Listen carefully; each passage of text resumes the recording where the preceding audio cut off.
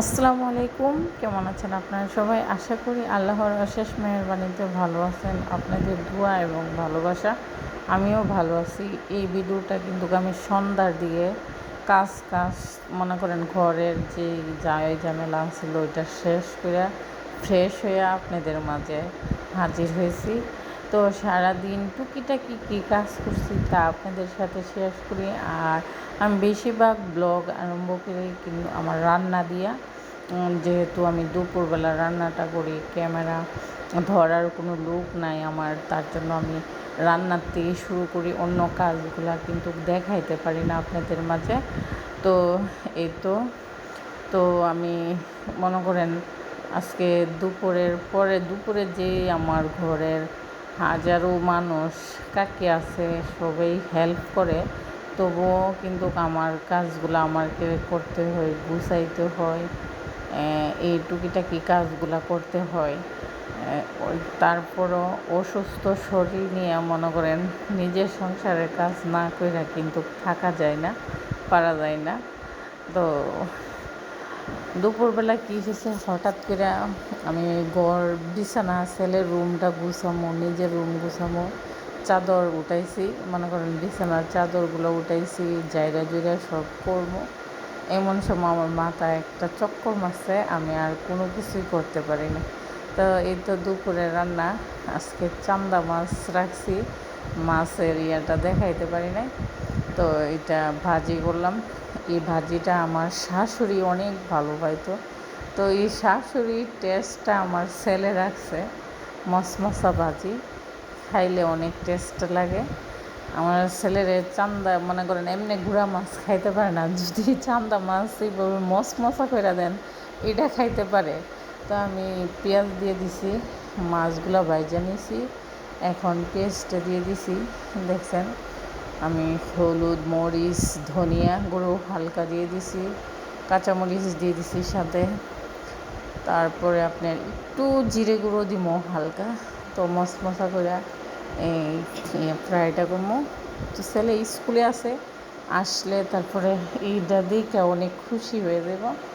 তো আজকে রান্না বেশি না, যেহেতু আমরা অল্প মানুষ, তার জন্য এখানে কয়েকটা এই চান্দা মাছের থেকে মখা, কাডারি, এইগুলো মাছ, পাঁচমিশালি মাছ অল্প কয়েকটা।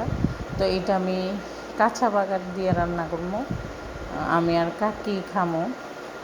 তো কাকি আর আমার জন্য এই রান্নাটা করতেছি। তো এটা আপনাদের সাথে এটাও শেয়ার করতেছি, আর একটা কড়াইয়ের মধ্যেই করতেছি।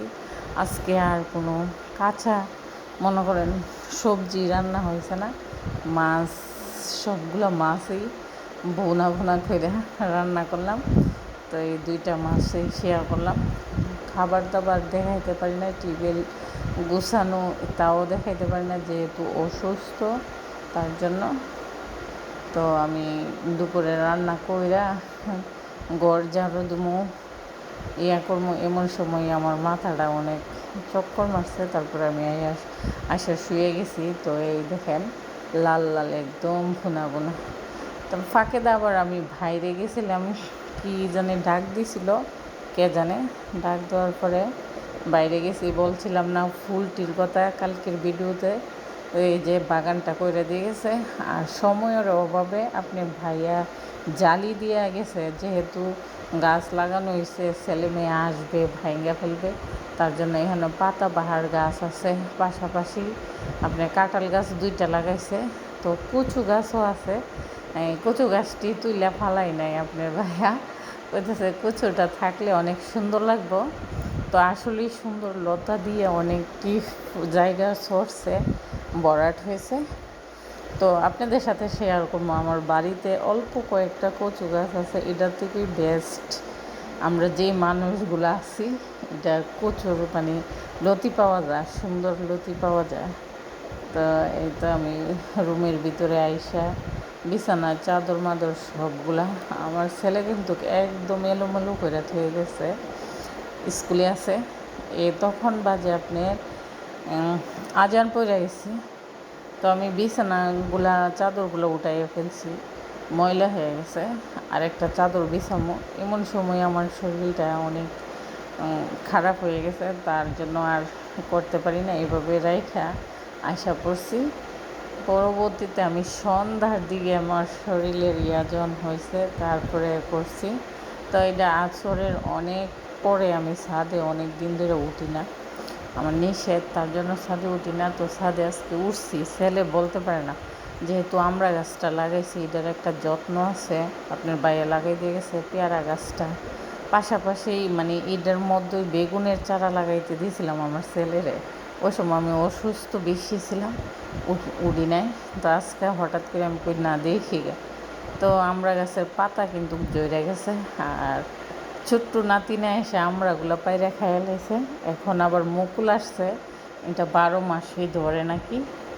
তো মুকুল আসছে, তো এটা হচ্ছে সন্ধ্যার দিকে আমাদের বাড়ির পাশেই ভ্যান দিয়া সবজি নিয়ে আসে, বললাম ওই তো। ওইখান থেকে আমি লাল শাক 3 আটি নিলাম, 3 আটি 20 টাকা নিছে। ধনিয়া পাতা 10 টাকার রাখছি, আপনার কাঁচামরিচ রাখছি 40 টাকার, টমেটো 20 টাকার, এমনি এমনি মনে করেন 100 টাকার এখানে সবজি আসছে সব মিলাইয়া। মানে ধনিয়া পাতা, কাঁচামরিচ আর লাল শাক মিলাইয়া 100 টাকার সবজি আছে এখানে। তো বেশি রাখলে নষ্ট হয়ে যায়, তো অল্প মানুষ। এই যে এখন করে মাগরিবের পরে অনেকক্ষণ পরেই আমি আমার শরীরটা সুস্থ হয়েছে পরে এইভাবে গুছাইয়া নিলাম, গুছাইয়া তারপরে আপনাদের সাথে শেয়ার করলাম। একদম এখন ফ্রেশ, মনে করেন ঘর ঝাড়ু টাড়ু দিয়া ছেলের রুমটা গুছাই দিলাম, নিজের রুমটা এলোমেলো আছে এটাও গুছামো। এই যে দেখতেই পাচ্ছেন, তো ডাইনিংটা আর গুছাইতে পারি না। মনে করেন এই রুমটা আমি গুছাই, চাদরটা উঠাই ফেলছি, যে গোলাপি চাদরটা ছিল এটা উঠাই ফেলছি। এখন আমি মনে করেন এটা কি পিত কালার বলে, এই চাদরটা বিছামো বিছানায়। তো আমার মুরগি কি করছে, কোথায় ডিম পারছে দেখেন। এই যে এই পর্দাটা খুলে গেছিলো, আমি আর লাগানো হয়েছে না, আমার আম্মু থাকতে টান দিছিল, পড়ে গেছিলো। তো মুরগি এই উপর থেকে ফালাইয়া তারপরে আপনার এখানে ডিম পারছে। তো আমি এখন ডিম পারো কয়েকটা পারলে জায়গাটা সম্পূর্ণ, ডিম পারলে তারপরে জায়গাটা পাল্টাই দিব উমে বসলে। তো ডিম পাড়ার পরে সম্পূর্ণ শেষ হওয়ার পরে কিন্তু খাঁচায় তুলে দিব, তার জন্য আর এখন আমি লড়াইতেছি না। তো আর একটা কাপড় দিয়ে দিব। তো আল্লাহ হাফেজ, ভালো থাকবেন। আজকে এ পর্যন্ত ভিডিও আপনাদের মাঝে শেয়ার করলাম।